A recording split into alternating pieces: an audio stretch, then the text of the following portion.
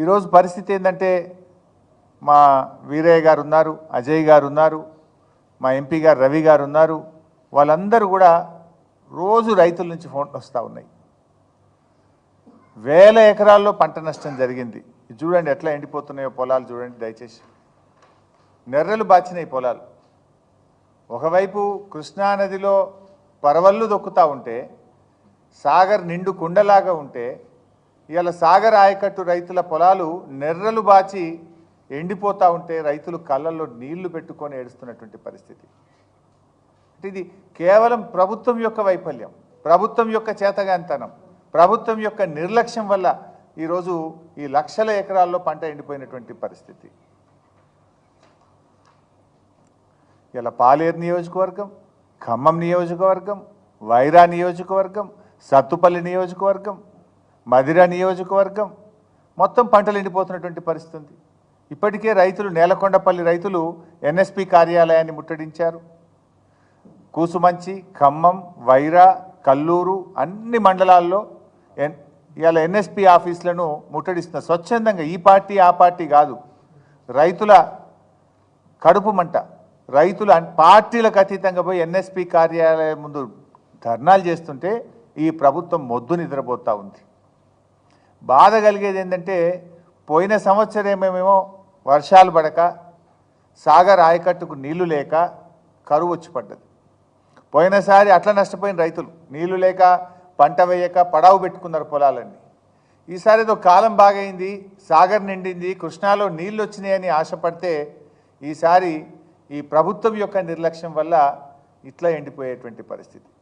అంటే గత సంవత్సరమేమో ప్రకృతి తెచ్చిన కరువు అయితే ఈ సంవత్సరమేమో కాంగ్రెస్ పార్టీ తెచ్చిన కరువు.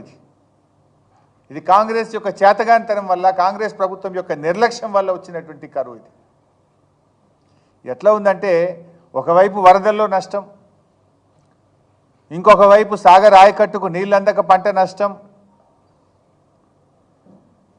ముందు దగా వెనుక దగా, కుడి ఎడమల దగా దగా, కాంగ్రెస్ పాలనలో రైతు గుండె మంట బగబగ.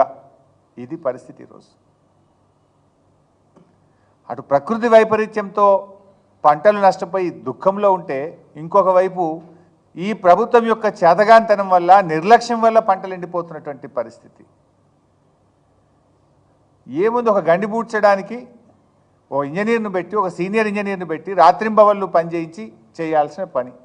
నిమ్మకు నీరెత్తినట్లు వ్యవహరించారు. ఓ రొటీన్గా, అంటే ఎంత సీరియస్గా తీసుకోవాలి. కింద 2.5 లక్షల ఎకరాల పంట ఉన్నది. ఆంధ్రప్రదేశ్ది కలుపుకుంటే 3.5 లక్షల ఎకరాల పంట, కొన్ని లక్షల మంది రైతుల జీవితాలు. ఎంత సీరియస్గా ప్రభుత్వం తీసుకోవాలి? అంటే మీకు పట్టింపు లేదు, అసలు ఏమాత్రం కూడా పట్టింపు లేదు. జిల్లాలో 3 మంత్రులు ఉన్నారు, పొంగులేటి శ్రీనివాసరెడ్డి గారు, బట్టి విక్రమార్క గారు, తుమ్మల నాగేశ్వరరావు గారు. ముగ్గురు ఈ గండిబడ్డ కాలువ పక్క నుంచే పోతారు. రోజు ఖమ్మం పోవాలంటే ఆ రోడ్డు ఈ గండికి 100 మీటర్ల దూరంలోనే పోతుంది, దాన్ని పక్కకెళ్ళే పోతున్నారు. మరి 23 రోజుల్లో కనీసం వీళ్ళు ఒక 10 సార్లు పోయొచ్చు ఉంటారు ఖమ్మం. ఆగి ఆ గండి ఎందుకు పూడుస్తలేరు, ఎప్పుడు పూడుస్తారని ఒక రివ్యూ చేసేంత తీరిక కానీ కన్సర్న్ కానీ మీకు లేదా అని అడుగుతా ఉన్న ఖమ్మం జిల్లా మంత్రులకు. ఇక మాట్లాడమంటే ఓ దునియా మాట్లాడతాడు ఈ ముఖ్యమంత్రి గారు, మంత్రులు. మేము ఆకాశాన్ని దించుతాం, సూర్యుడిని వంచుతాం, మేము ఇటున్న సూర్యుడు అటు పొడిచినా, అటున్న సూర్యుడు ఇటు పొడిచినా చేసి తీరుతాం. డైలాగులు కొట్టమంటే వీరే డైలాగులు కొడతారు. 22 రోజుల్లో ఒక గండి పూడ్చడం చేత కాదా నీకు? ఇక మాటలు మాట్లాడమంటే ఆకాశాన్ని వంచుతాం, సూర్యుడిని దించుతామని మాట్లాడతారు. గండి పూడ్చడం 22 రోజులుగా ఒక గండి పూడ్చడం చేత కాలేదు అంటే ఇది ప్రభుత్వ నిర్లక్ష్యం కాకపోతే, ఇది మీ నిర్వాకం కాకపోతే ఇంకేంటి అని చెప్పి నేను ఈరోజు అడుగుతా ఉన్నా.